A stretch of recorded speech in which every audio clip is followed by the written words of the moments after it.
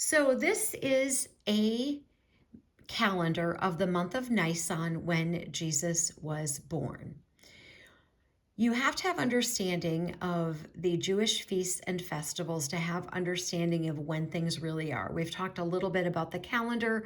I've done videos on it before saying that the calendar was changed by Pope Gregory. We are not using the right calendar. We're not even starting the day at the right time because God says the day begins at sundown. And so this is something that you have to have understanding of for all of this to make sense.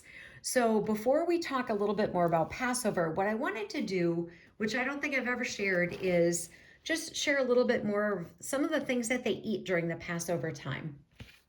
Roasted lamb.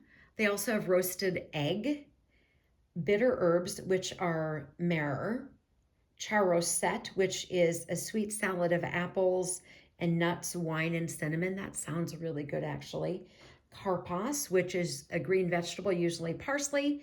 There is chazaret, which is lettuce, but it is a second bitter herb. And then salt water, matzah, and some wine or grape juice. So those are some of the things that they will eat during Passover.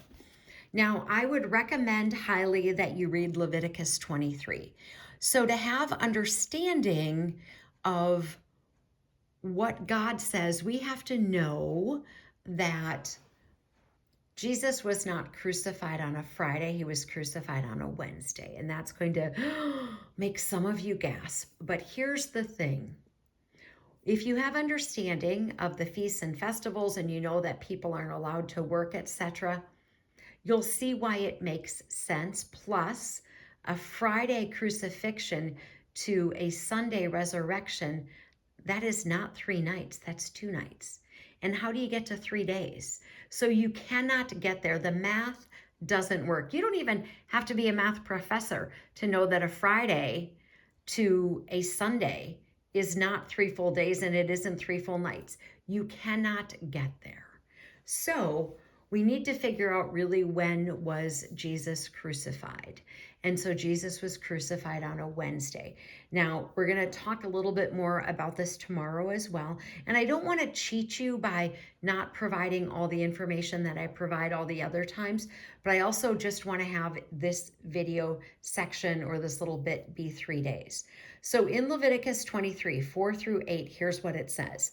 These are the feasts of the Lord, holy convocations, which you shall proclaim at their appointed times. On the 14th day of the first month at twilight is the Lord's Passover. And on the 15th day of the same month is the feast of unleavened bread. On the first day you shall have a holy convocation. You shall do no customary work on it, but you shall offer an offering made by fire to the Lord for 7 days. The 7th day shall be a holy convocation. You shall do no customary work on it.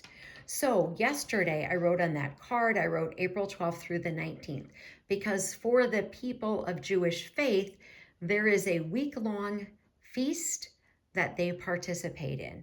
And it also said, don't do any work, don't do any work. So this is significant. So we know from what we looked at, that the passages yesterday in Exodus 12, etc., that it says on the 14th day of the first month at twilight is the Lord's Passover. So think about symbolically, Jesus, being a Jewish man, needs to fulfill all of the law, all of it.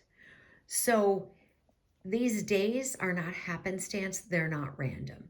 So if Jesus is the Passover lamb, and we know that the Passover is on the 14th day of the month, this is a big indication when you map it all out chronologically on a calendar of how you can get to Jesus being crucified on a Wednesday and not a Friday. Oh my gosh, we are already over 4:30. Okay, we are going to pick up tomorrow and talk about this some more. But what we looked at was that the first day, you shall do no customary work. So Mary is not able to prepare Jesus's body after he's crucified because it is the feast of unleavened bread. We're going to talk more tomorrow. Armor up, we ride at dawn. May God bless you as always. Have a great day.